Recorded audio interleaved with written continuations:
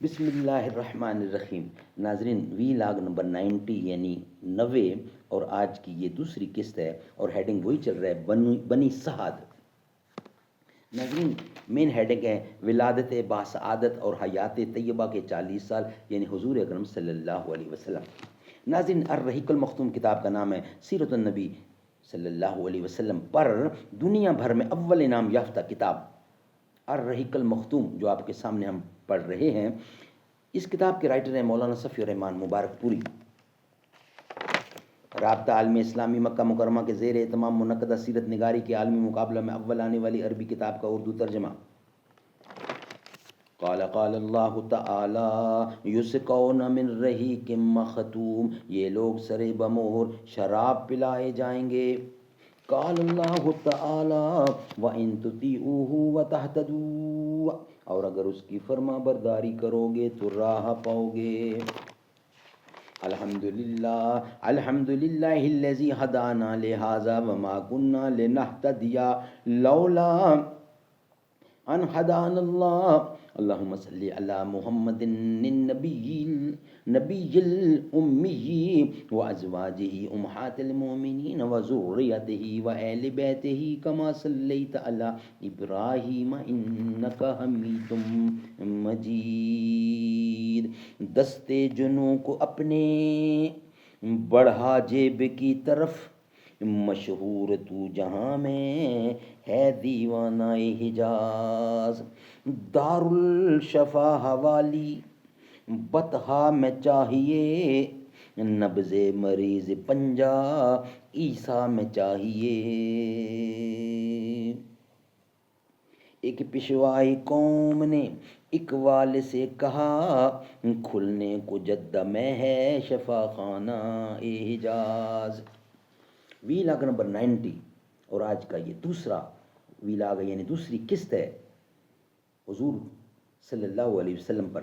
رضاعت کے دوران حضرت حلیمہ نے نبی کریم صلی اللہ علیہ وسلم کی برکت کے ایسے ایسے مناظر دیکھے کہ سراپا حیرت رہ گئیں۔ تفصیلات انہی کی زبانی سنیے۔ ابن اسحاق کہتے ہیں کہ حضرت حلیمہ بیان کیا کرتی تھی کہ وہ اپنے شوہر کے ساتھ اپنا ایک چھوٹا سا دودھ پیتا بچہ لے کر بنی سعد کی کچھ عورتوں کے قافلے میں اپنے شوہر سے باہر اپنے شہر سے باہر دودھ پینے والے بچوں کی تلاش میں نکلیں۔ یہ قحط سالی کے دن تھے اور قحط نے کچھ باقی نہ چھوڑا تھا۔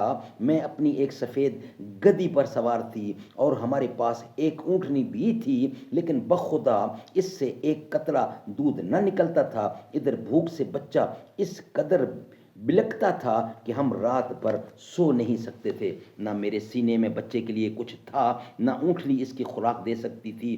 بس ہم بارش اور خوشحالی کی آس لگائے بیٹھے تھے۔ میں اپنی گدی پر سوار ہو کر چلی تو وہ کمزوری اور دبلے پن کے سبب اتنی سست رفتار نکلی کہ پورا قافلہ تنگ آ گیا۔ خیر ہم کسی نہ کسی طرح دودھ پینے والے بچوں کی تلاش میں مکہ پہنچ گئے۔ پھر ہم نے کوئی عورت ایسی نہیں تھی جس پر رسول اللہ کو پیش نہ کیا گیا ہو، مگر جب اسے بتایا جاتا تھا کہ آپ یتیم ہیں تو وہ آپ کو لینے سے انکار کر دیتی، کیونکہ ہم بچے کے والد سے داد و دہش کی امید رکھتے تھے۔ ہم کہتے کہ یہ تو یتیم ہے، بھلا اس کی بیوہ ماں اور اس کے دادا کیا دے سکتے ہیں؟ بس یہی وجہ تھی کہ ہم آپ کو لینا نہیں چاہتے تھے۔ ادھر جتنی عورتیں میرے ہمراہ آئی تھیں سب کو کوئی نہ کوئی بچہ مل گیا، صرف مجھ ہی کو نہ مل سکا۔ جب واپسی کی باری آئی تو میں نے اپنے شوہر سے کہا، خدا کی قسم مجھے اچھا نہیں لگتا کہ میری ساری سہیلیاں تو بچے لے لے کر جائیں اور تنہا میں کوئی بچہ لیے بغیر واپس جاؤں۔ میں جا کر اس یتیم بچے کو لے لیتی ہوں، میں اسی یتیم بچے کو لیے لیتی ہوں۔ شوہر نے کہا کہ کوئی حرج نہیں، ممکن ہے اللہ اسی میں ہمارے لیے برکت دے۔ اس کے بعد میں نے جا کر بچے کو لے لیا اور محض اس بنا پر لے لیا کہ کوئی اور بچہ نہ مل سکا۔ سبحان اللہ سبحان اللہ۔ ناظرین، بقیہ حصہ انشاءاللہ نیکسٹ ویلاگ میں رکھیں گے۔ یہ ویلاگ ہمارا یہاں ہی کمپلیٹ ہوا۔ بچپن میں جس نے ہے چلنا سکھایا، پڑھا کے لکھا کے ہے قابل بنایا، وہ بوڑھے ہوئے جو اکیلے ہوئے وہ، انہیں ساتھ رکھنے کا تیرا من نہیں ہے۔ تو جتنی بھی چاہے دولت کما لے، ماں باپ سے بڑھ کے کوئی دھن نہیں ہے۔ بچپن میں جس نے ہے چلنا سکھایا، پڑھا کے لکھا کے ہے قابل بنایا، جنم سے تجھے ہے جس ماں نے پالا، بڑا ہو کے اس کا چھینے تو نوالا، رکھا کوکھ میں تھا 9 ماہ ہے جس نے، اسی ماں کو رکھنے کا تیرا من نہیں ہے۔ بچپن میں جس نے ہے چلنا سکھایا۔